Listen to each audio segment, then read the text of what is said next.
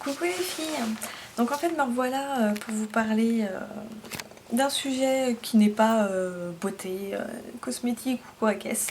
C'est par rapport au piercing. Parce qu'on m'a posé souvent en fait la question, donc je me suis dit que j'allais du coup vous faire une petite vidéo pour répondre aux questions que vous pouviez avoir. Et si je réponds pas à tout, n'hésitez pas à me laisser des commentaires avec vos questions et j'y répondrai. Donc déjà on va commencer par le b.a-ba. C'est choisir sa boutique, son perceur. Donc je dis perceur, mais ça compte perceur et perceuse, hein. Voilà, j'englobe. Donc, parce que c'est pas le tout d'aller dans un premier shop et dire je vais me faire percer, et voilà. Non, c'est vraiment, faut choisir, il faut comparer et aller dans plusieurs shops. Donc, pourquoi je dis ça? Tout simplement parce que déjà, il faut choisir son perceur. Pourquoi? Parce qu'il faut se sentir à l'aise avec et sentir un certain feeling. Parce que c'est quand même lui qui va vous percer. Donc si vous ne le sentez pas, vous allez avoir encore plus d'appréhension, plus de stress et le moment où vous allez vous faire percer se passera peut-être pas forcément bien. Donc tout ça, c'est voilà, c'est un tout, faut vraiment se sentir à l'aise pour aller se faire percer. Surtout si c'est une première fois. Parce que c'est quelque chose qu'on ne connaît pas, on appréhende souvent bah, voilà, la douleur, on ne sait pas comment ça va se passer, donc voilà. Donc une fois que vous avez trouvé, vous rentrez dans un shop, ce qu'il faut voir, c'est si le perceur est clean, c'est-à-dire s'il est propre sur lui. C'est super important, s'il a les mains propres, parce que vous allez me dire il porte des gants, oui, mais bon quand même, c'est son outil de travail, s'il a les mains dégueulasses, moi c'est mort, je me barre ailleurs. S'il a aussi, s'il sent bon ou quoi, aussi ça y fait, hein. Moi si j'ai un perceur qui sent pas bon, qui sent la transpiration et tout, ça fait aussi partie de l'hygiène, hein. Donc si vous voyez que tout ça est négatif, partez vite, allez voir ailleurs. Parce qu'on se dit souvent si le mec il est pas très propre, c'est qu'il a une certaine négligence et s'il a ça sur lui, la salle où il perd ça doit pas être terrible. Ensuite, si vous voyez que lui ça va, n'hésitez pas à poser toutes les questions que vous avez en tête. Et surtout, demandez-lui d'aller visiter la salle où il perce. Vous allez me dire, ça fait peut-être un peu beaucoup, genre la fille un peu qui psychote, mais non, c'est super important. Parce que c'est là où vous allez vous faire percer, et donc il faut que l'hygiène soit irréprochable. Voilà, faut pas que s'il y a des taches un peu par terre ou quoi, que vous sentez que c'est pas terrible, non, partez, parce que voilà, c'est que déjà même après les instruments qui vont se servir vont pas forcément être super propres non plus, hein. On peut pas travailler et avoir des instruments propres dans un lieu sale. Donc une fois que tout ça, si vous voyez que le mec est clean, que la partie où il perce est clean, vous pouvez commencer déjà à vous intéresser un peu plus à son taf, à ce qu'il sait faire, à comment il fait, comment il perce, avec quoi il perce, parce que vous avez deux possibilités. Soit il n'utilise que des instruments à usage unique, ce que moi je préfère. C'est-à-dire que le perceur achète des kits, en fait c'est dans des boîtes en plastique totalement stérilisées et tout, où il y a tout dedans. Vous avez la pince, vous avez même le piercing, donc la prothèse, vous avez le cathéter. Le cathéter c'est donc l'aiguille creuse qui vous perce. Voilà, tout ça est à usage unique, donc ça ne sera que pour vous. C'est-à-dire qu'une fois que votre piercing sera fait, c'est jeté. Et même si vous faites plusieurs piercings, plusieurs kits seront utilisés. Voilà, normalement c'est comme ça que ça se passe. Je peux vous dire ça étant donné que j'ai fait un stage il y a quelques temps dans une boutique piercing tatouage, donc je sais en gros à peu près comment ça se passe. Donc vous avez soit cette possibilité là, soit vous avez le perceur qui stérilise lui-même tous ses instruments. Donc c'est-à-dire les cathéters, les pinces et tout ça. Ce que moi j'aime moins, peut-être parce que j'ai moins confiance, voilà, parce que ça passe de main en main, enfin de personne en personne, que je me dis si c'est mal stérilisé ou que voilà, sa machine a bugué à un moment donné et que ça a planté, et je fais moins confiance. Voilà. Moi je préfère que ce soit vraiment un usage unique, que ça soit rien que pour moi et que ça soit pas passé à quelqu'un d'autre avant moi ou quoi. Donc voilà, vous avez ces deux possibilités là. Donc ensuite, les questions que vous pouvez leur poser, c'est... Bon, la douleur ça sert à rien, parce que je peux vous dire, il pourra pas vous répondre. Il y a une personne, enfin d'une personne à une autre ça peut être différent. Une personne il va se faire percer, elle va rien sentir, une autre à côté on va limite l'entendre hurler, voilà. Enfin hurler, non, je veux pas vous faire peur. Non, on hurle pas, c'est pas vrai. Va ressentir une douleur, mais c'est pas insurmontable. C'est-à-dire quand vous faites percer ça dure 2 secondes. Et 3 au pire. Donc non, voilà, il y en a qui vont vraiment sortir une grosse douleur. Après aussi, ça dépend de l'endroit. Il y a des endroits qui sont plus sensibles que d'autres. Voilà. Donc voilà, là-dessus, il ne pourra pas vous répondre. Les questions, ensuite, c'est combien de temps ça met pour cicatriser? Là aussi, ça dépend des piercings. Les plus longs, on va dire, c'est le nombril, qui va mettre entre 6 mois et 1 an à cicatriser. Donc c'est vraiment super long. Ensuite, ce qui peut être long, c'est les tétons aussi.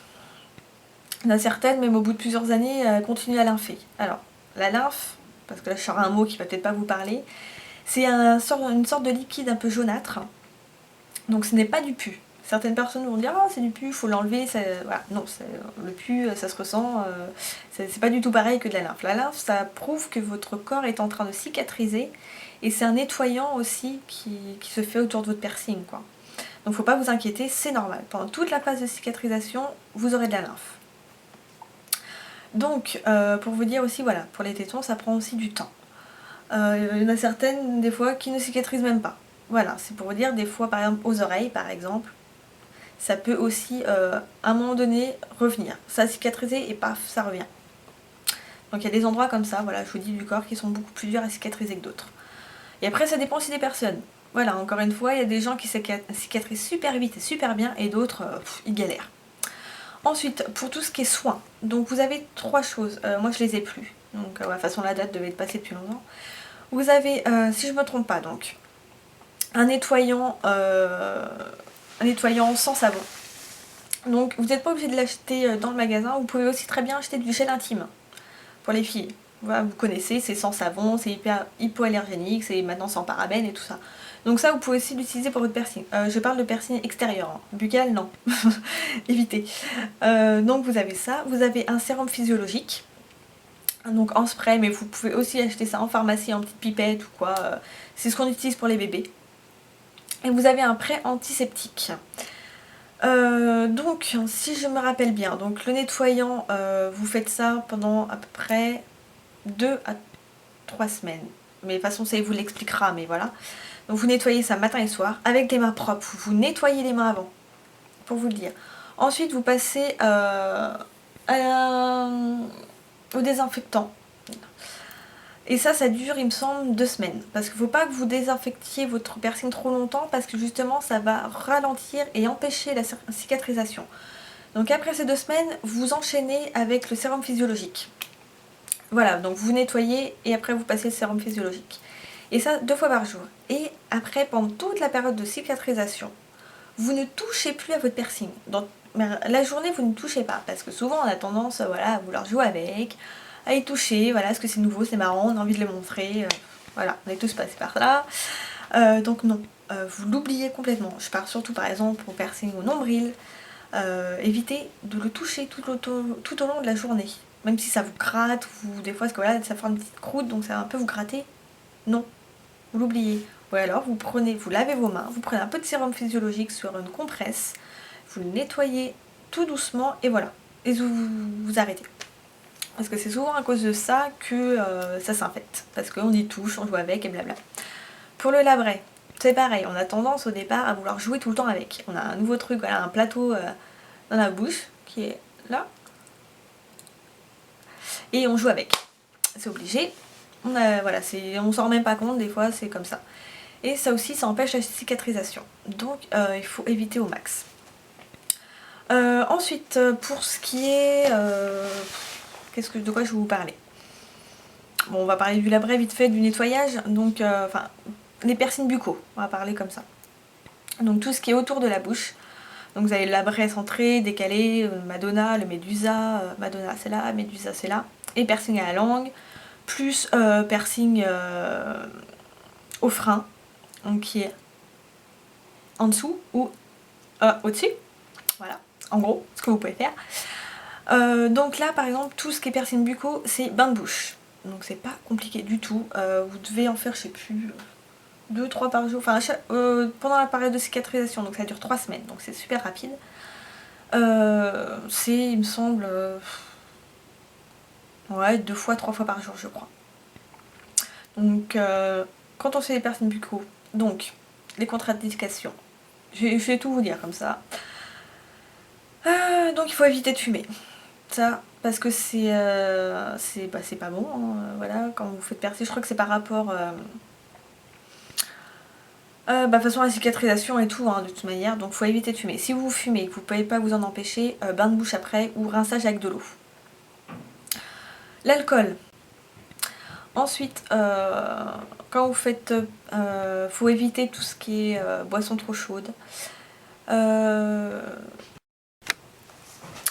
ben voilà, désolée, interrompu par ma mère, j'adore. Bref, donc je sais plus où j'étais rendue, pas de repas épicé. Enfin, épicé, je parle dans le sens piment. Hein. Parce que là, pareil, ça va vous faire... Enfin, vous allez le sentir. Hein. Ensuite, passons aux choses sérieuses si vous êtes en couple. Tout ce qui est échange de baisers, faut éviter. Vraiment. Parce que ça, voilà, vous allez échanger tout ce qui est bactéries. Voilà. Là, c'est pas de l'amour quand on dit ça comme ça. Je vous l'accorde. Mais c'est ce qui se passe. Donc, comme vous venez de vous faire percer, vous avez donc un trou, donc une ouverture, soit dans votre lèvre, soit sur votre langue. Donc là, tout va s'infiltrer dedans. Donc c'est vrai que ça à éviter. Je sais que c'est pas simple. Mais oubliez les roulages de pelle pendant un temps. Hein. Voilà, pendant le temps, au moins, je dirais au moins 2 semaines. Hein, évitez ce genre de choses. Ensuite, tout ce qui est pratique sexuelle buccale. Pareil. Là-dessus, si par les baisers je vous dis de ne pas le faire, pratique sexuelle buccale, pareil, hein, c'est encore pire. Là-dessus, bon, je pense que peut s'en passer, votre compagnon peut s'en passer pendant au moins 3 semaines quand même. Hein. Donc là-dessus, voilà, ça c'est à mettre de côté. Le temps de cicatrisation. Ensuite, qu'est-ce que je peux vous dire ? Pour la langue, étant donné que je pense que vous pouvez le voir assez souvent, moi j'en ai 3. Donc je peux vous le montrer vite fait. Voilà. Donc vous allez me dire, si vous avez bien regardé, ils sont pas totalement alignés. Donc oui, pourquoi ? Parce que souvent, tout le monde, de toute façon, on a soit des veines, soit des nerfs qui passent sous la langue. Et donc un bon perceur, normalement, ne vous perce pas dans votre nerf, ni dans les veines et tout. De toute façon, quand il vous perce, même par rapport aux lèvres, il va regarder avec une petite lampe, voir où vous avez vos veines et ne pas vous percer dedans. Donc c'est pour ça que des fois, si vous voulez un labret centré, il va peut-être vous dire ah bah non c'est pas possible parce que vous avez une belle veine qui passe au plein milieu. Donc il y a des personnes qui ne peuvent pas se faire percer. Et pour la langue c'est pareil. Donc moi il y a un petit décalage parce que voilà, j'avais un nerf ou quoi qui passait donc il a dû décaler un tout petit peu. Mais bon en même temps on s'en fiche. Hein. Là c'est pas trop dérangeant. Donc pour la langue, moi je n'ai pas fait les 3 en même temps. Hein. Le premier je l'ai fait, j'avais 18 ans. Les 2 autres, je les ai fait quand j'étais en stage chez eux, donc à 3 semaines d'intervalle. Donc quand le deuxième était cicatrisé, j'ai fait le troisième. Et j'avais, je sais pas, 23 ans, 22 ans, 23 ans, un truc comme ça. Donc voilà. Là, je peux vous dire quoi ? Le premier, je n'ai pas gonflé, il me semble pas, je me souviens pas.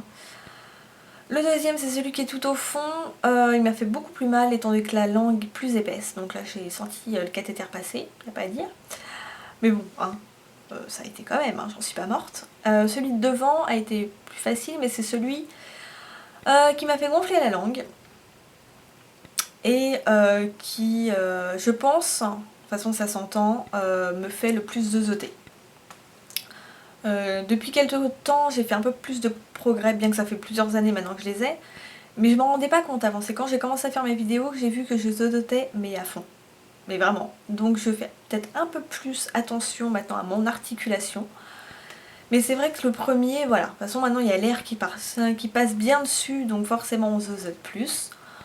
Dans la vie de tous les jours, moi ça me dérange pas, je m'en rends pas compte. Hein. C'est quand je m'écoute, voilà, et que certaines personnes aussi l'ont remarqué en me faisant des remarques dans les commentaires. Mais voilà, après c'est un choix, vous savez à quoi vous en tenir. Hein. Moi c'est vrai que je ne savais pas il y a quelques années que ça allait me faire zeuter à ce point-là, forcément. C'est peut-être un peu moins courant, et encore, je sais pas. Enfin quand j'ai fait mon tout premier, oui, c'était, voilà, j'avais 18 ans, ça remonte à quelques années maintenant, hein. Et donc c'est vrai que les piercings étaient beaucoup moins courants que maintenant. Maintenant tout le monde se fait percer, donc voilà. Ça va partir un peu dans du blablatage hein, sur le piercing. Cette vidéo va être immensément longue, mais tant pis. Voilà, par rapport au piercing buccal, ce que je peux vous en dire. Une fois que c'est cicatrisé, vous changez de barre, vous en mettez une plus courte et voilà. Ensuite, pour les piercings, je sais pas, moi je peux vous parler de quoi? Les génitaux, j'en ai pas, donc déjà je peux pas vraiment vous en parler. Là c'est pareil, c'est quelque chose qui est plus particulier, donc tous les shops n'en font pas. Voilà, ça reste vraiment personnel aux perceurs, il y en a, ça ne les dérange pas, d'autres beaucoup plus. Donc ça peut se comprendre. Ensuite, voilà, après je vous ai dit parler des prix, je vous ai parlé un peu de l'hygiène qu'il fallait avoir avec, comment il fallait s'en occuper, les questions qu'on peut poser aux perceurs, je pense que j'ai fait un peu le tour. Est-ce que, oui, on peut me poser la question, est-ce que les piercings à la langue dérangent pour manger? Non, heureusement, sinon je serais embêtée. Les seules choses, ouais si, mais ça c'est marrant, c'est pas vraiment embêtant, c'est quand vous mangez une glace. Voilà, on a tendance à des fois voilà, à lécher la glace, la boule ou quoi, bah forcément les piercings se prennent dedans et au lieu d'enlever juste un peu, vous enlevez la moitié de votre glace quoi, avec votre langue vu que tout se prend dedans. Voilà, ça c'est plus dérangeant. Les tranches de tomates qui peuvent se prendre dedans si vous les coupez pas. Donc vous n'avez pas l'air con quand vous avez la tranche qui se prend dans votre piercing. Voilà, c'est des petits trucs marrants qui sont pas gênants en soi. Si votre piercing, donc votre barre est à la bonne hauteur, enfin bonne longueur je veux dire, vous ne risquez pas de mordre dedans. Si vous mordez dedans, c'est que votre barre est trop longue et que vous devez la raccourcir. Sinon, oui, ça arrive d'avaler des boules. Moi, ça m'est arrivé plus d'une fois. Jamais des barres, heureusement, mais souvent les boules, des fois, se dévissent et ça part. Vous les avalez. Vaut mieux pour vous que vous ayez un petit stock d'avance. D'ailleurs, moi, il faut que j'en rachète parce qu'à force, je commence à ne plus en avoir. Voilà. Là, comme ça, je pense avoir répondu à tout.